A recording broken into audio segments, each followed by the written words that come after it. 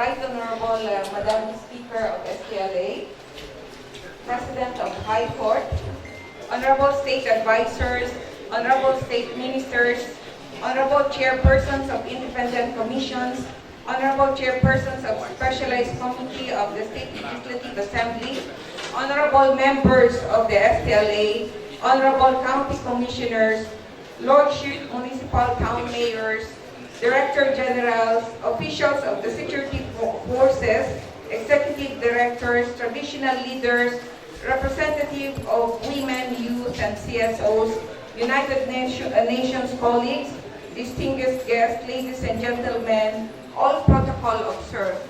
Good morning, Assalamualaikum, Chuwabak, Rio.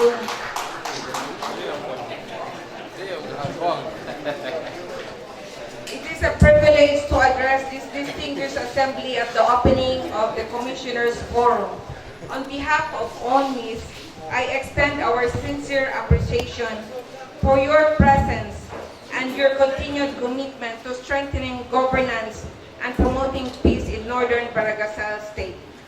We commend His Excellency, the State Governor Simon Obermawood, for organizing this first Commissioners' Forum as an avenue for ministries, independent commissions, counties, municipalities to deliberate on ways to strengthen collaboration in addressing challenges, identifying key priorities, and charting the way forward for a better Northern Barangay State and for the best interest of its constituents.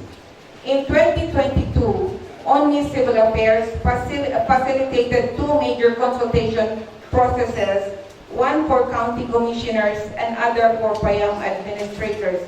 It was designed to enhance leadership capacity, foster strategic planning, and promote inclusive dialogue among local authorities and community stakeholders. This year's Commissioners' Forum is a very significant initiative by His Excellency State Governor as it provides a platform to identify shared challenges, including resource constraints and environmental threats such as flooding and drought.